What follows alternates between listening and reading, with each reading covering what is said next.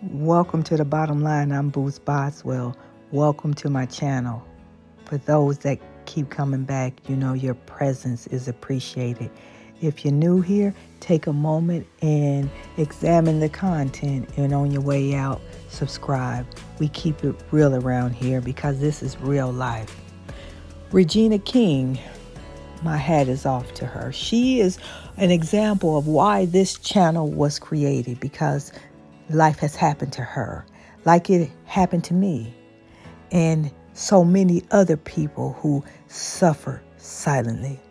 I made a decision to open my mouth and speak because it is important for people to understand life happens to all of us and you're never alone. We have to continuously help people to understand that mental and physical struggles is a part of our existence. And when it happens to us, there are support and resources in place to help us navigate.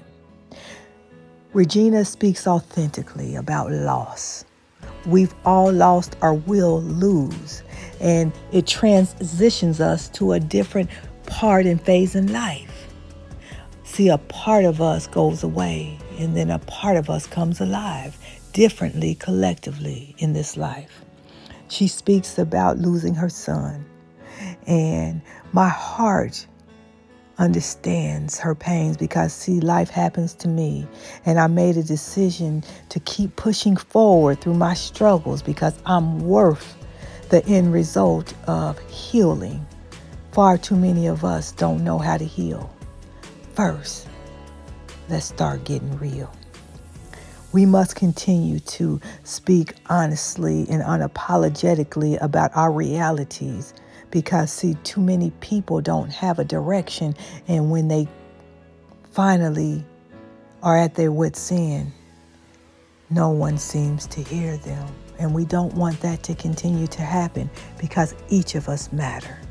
Continue to support this channel. The mission is very critical.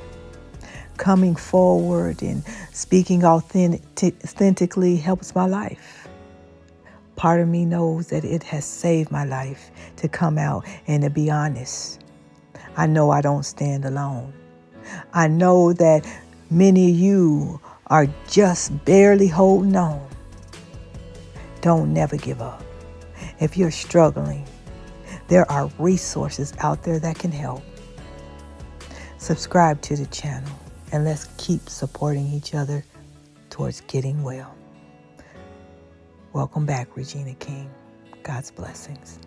Come on, Regina, come celebrate.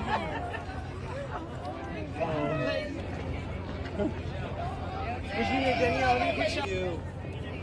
We're going to turn now to our GMA cover story. I had the privilege of sitting down with actress Regina King, who stars in the powerful new movie Shirley, about Shirley Chisholm's historic run for president. Regina's return to the screen and to the public comes 2 years after the sudden death of her beloved son, Ian. This is her first TV interview since that tragedy. We talked about her son's legacy, how she's been healing, and what she calls her favorite thing, being Ian's mom.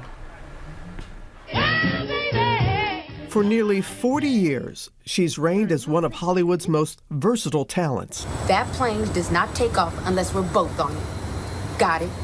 From her breakout role in the 80s sitcom 227 to her Oscar-winning performance in If Beale Street Could Talk. Do you think I came here to make you suffer?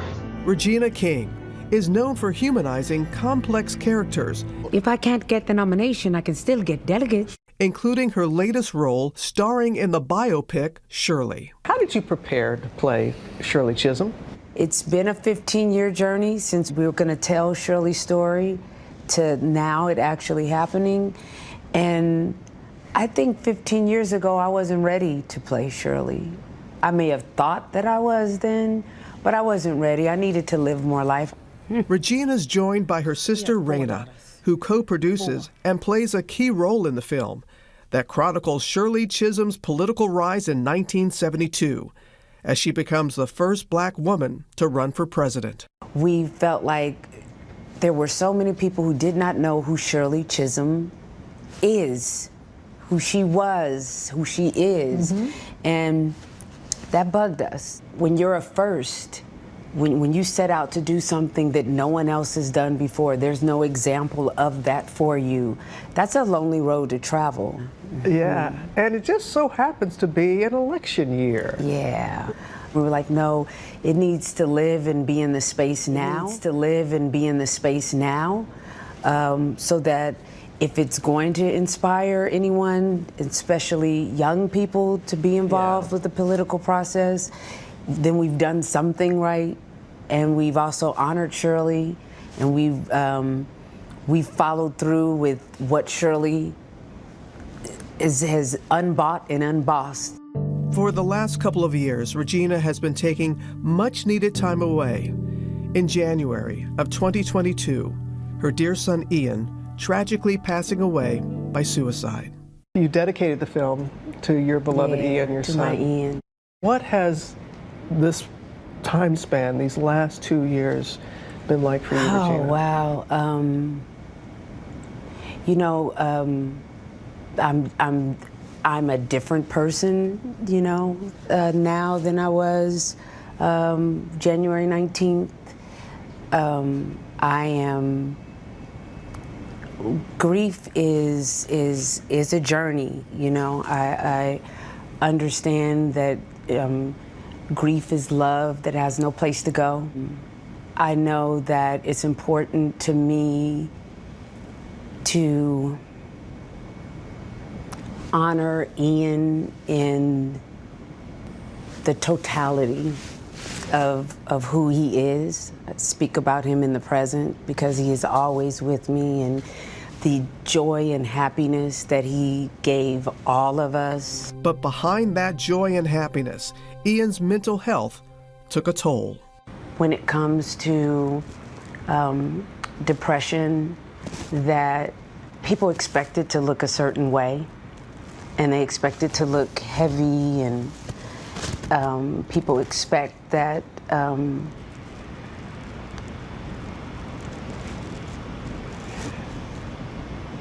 It's okay. To have to experience this and not be able to have the time to just sit with Ian's choice, which I respect and understand, you know, that he didn't want to be here anymore, and that's a hard thing for other people to receive because they did not live our experience, did not live Ian's journey. I think a lot of people are going to appreciate that you said it was his choice and that you recognize that. I was so angry with God, you know, that why would that weight be given to Ian? You know, of all of the things that we had gone through with the therapy, with psychiatrists and programs, and Ian was like, I'm tired of talking, Mom.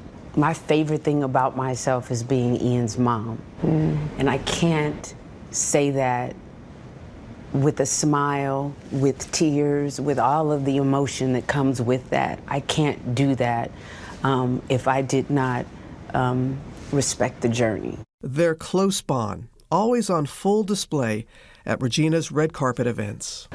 I thought about him when you were on the stage at the Oscars because you were wearing orange. That's his favorite color. Yes. I remember he used to escort you. Yeah. So are there moments where he was always there with you physically that, not does it trigger, but is it? Oh, it's a trigger. Is it? Absolutely, absolutely. So sometimes it'll trigger just laughter. Most times, as of recent, it triggers a smile, but sometimes his absence is really loud.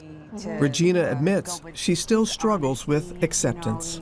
Sometimes, you know, it's a lot of guilt comes over me when a parent loses a child, you still wonder, what could I have done so that wouldn't have happened? I know that I share this grief with everyone, but no one else is Ian's mom, you know? Only me. And so it's mine. And the sadness will never go away. It'll always be with me. And I think I saw somewhere the sadness is a reminder of how much he means to me, you know? Happy sorrow is what my mother used to call it. Yeah, happy sorrow. Yeah. You said something that Shirley Chisholm, what are the two words? Unbought and unbossed. So what are two words for your motto to get? What would be your two words? I don't know that I can, two words. I have two words for you. Do you? Ian's mom. That's the first thought that came to my mind. I know you. That's the first I thought know that came to my you. mind, but I was like, okay, let me come up with something more profound. That's what I was trying to, but that was the first thought that came to my mind. That's all right. Ian's mom. She is, she's such a special, special human being.